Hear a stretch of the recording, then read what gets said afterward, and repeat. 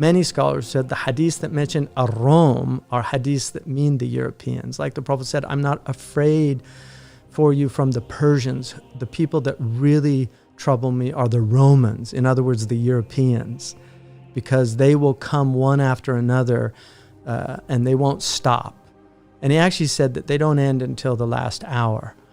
So this was his concern, was the impact that the Romans would have on us. And in the hadith, تَقُومُ السَّاعَةُ وَالرُّومُ أَكْثَرُ النَّاسِ, the end of time won't come until the Romans, the Europeans, are the majority of people.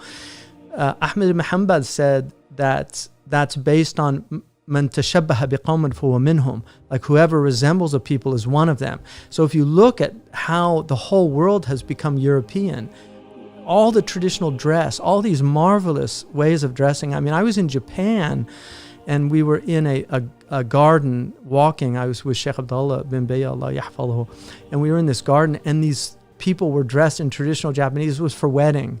But it was so stunning to see their traditional dress. It was just so beautiful. But all the other Japanese were dressed like Europeans.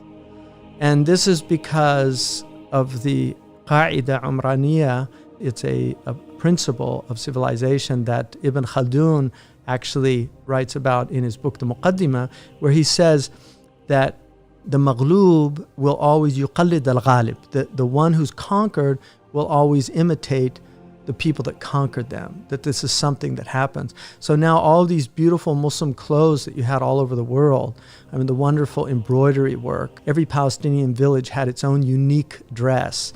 You know, you could tell a Libyan from a Moroccan or an Algerian just based on their clothes. So when you went on Hajj, all these different peoples had these different clothes.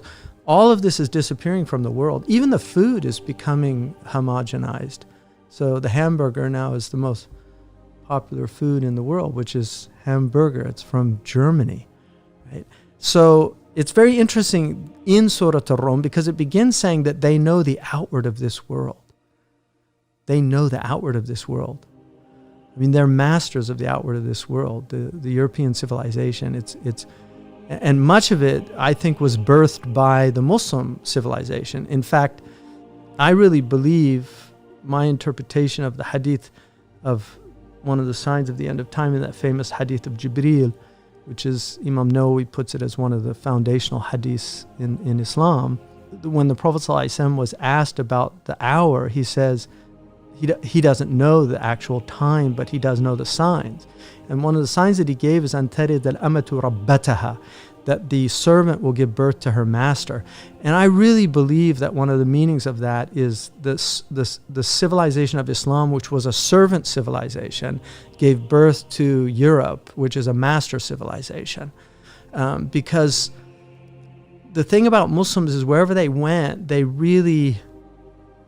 And they're human beings. They had greed and they had ambition and they had all of the things that go with human beings. So I'm not looking at this in some kind of fantasy or fairy tale. But if you look at Muslim civilizations, the things that they did were always with these ideals that they had, these amazing ideals. So they produced hospitals that serve the people. Big Pharma could have not emerged in the Muslim civilization, where medicine was solely for money. Muslims would have been much closer to somebody like Jonas Salk. He discovered the polio vaccine, and he wouldn't patent it. And they asked him why he wouldn't patent it. He said, do you patent the rays of the sun? You know, that this is for people. This is to help people. And that, I think, most Muslims, that would have been the type of impulse that was guiding them. Whereas now there's so much in the materialistic culture that we live in, it's just all about the bottom line. So Big Pharma just does not care about us. And they'll do their studies. They'll say the vaccines are safe, which the vast majority of people aren't going to have.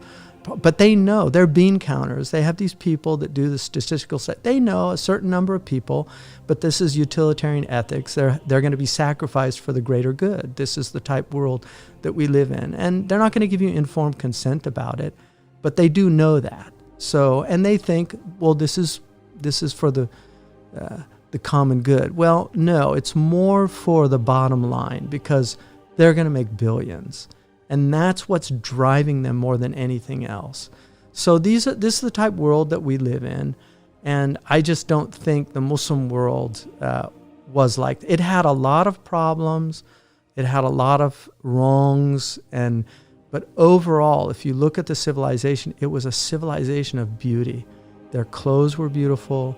Their architecture was beautiful. Their relationships were beautiful. Their customs and practices, many of them were beautiful. I mean, they did have some things that were unfortunate that should have been jettisoned. But overall, when people, some of the most visited architectural sites in the world are Muslim. I find it fascinating that when the Israelis want to put a tourist brochure out, they have the Dome of the Rock. They don't put a synagogue, they put a mosque. When the Hindus want to entice people to come to India, they don't put a Hindu temple, they put the Taj Mahal. When the Spanish want to tempt people to come to Spain, they don't put some cathedral in Madrid, they put the Alhambra Palace on their brochures. What is that?